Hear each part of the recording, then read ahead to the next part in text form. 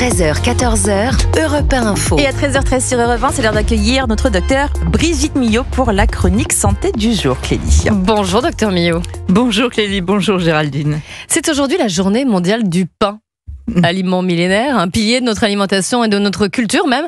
Et on en parle avec vous aujourd'hui. Brigitte Millot, le pain c'est la santé ?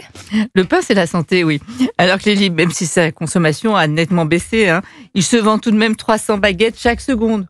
Vous imaginez, depuis que vous en parlez, le nombre de baguettes qui sont vendues. Alors c'est quoi ? C'est un mélange de farine, de levure ou de levain, levure chimique ou levain, d'eau et de sel. La question que tout le monde se pose, est-ce que le pain fait grossir ? Alors, si on prend comme référence une baguette, c'est environ 250 grammes et c'est, Clélie, Géraldine, 700 calories. Ce qui n'est pas rien. Pour vous donner une image, dans une baguette, il y a l'équivalent... Attention, c'est juste pour que vous gardiez cette image en tête. Il y a l'équivalent d'environ 25 morceaux de sucre. C'est de l'amidon, c'est pas des morceaux de sucre oui, blanc. Mais la baguette en entier, si on mange juste le quignon en sortant de la boulangerie. Vous mangez pas la baguette en entier, vous ? Ça arrive aussi. C'est difficile, ouais. Le pain, c'est avant tout un aliment énergétique. On en a besoin. Les glucides, c'est les carburants de notre organisme. Il y a un petit peu de vitamine B, quelques minéraux et un peu de sel, mais la concentration en sel a été réglementée. Elle a nettement diminué ces dernières années. Donc le pain est à consommer avec modération, c'est-à-dire environ, un quart de baguette, pas la baguette entière. Quart de baguette, voilà. D'accord. Sans ajouter du beurre, de la pâte à tartiner, de la confiture. Bah oui, mais là, vous faites grimper les calories. Après, tous les pains ne se valent pas. Il y a la tradition. Alors la différence entre baguette et tradition, la tradition, elle doit être fabriquée sur place, pas d'additifs et pas de congélation.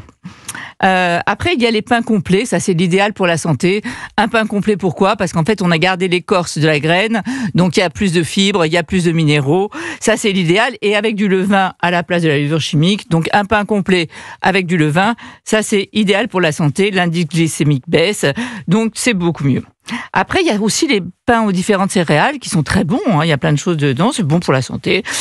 Évitez, s'il vous plaît, les pains industriels emballés. Vous savez, on les trouve dans les supermarchés. Ils sont souvent un peu plus riches en sel, en sucre caché, en additifs, en graisses hydrogénées. Et soyez vigilants. Mais qu'est-ce que c'est bon ? Mais avec les pains fantaisie, aux olives, au lardon, au chorizo, au fromage. Ils sont délicieux, mais là aussi, la note en calories monte rapidement. Bref, vu la grande variété de pains qui existent, vous pouvez varier les plaisirs. Inutile de diaboliser le pain. Choisissez-le de qualité. Mâchez-le lentement, vous sentirez le goût de l'amidon qui va arriver sur vos papilles. Savourez-le. Bref, faites-vous plaisir. C'est la culpabilité qui fait grossir. Ah bah voilà, merci. Je me disais bien aussi. Merci Brigitte, on se retrouve demain à 13h15 dans Europe 1 Info.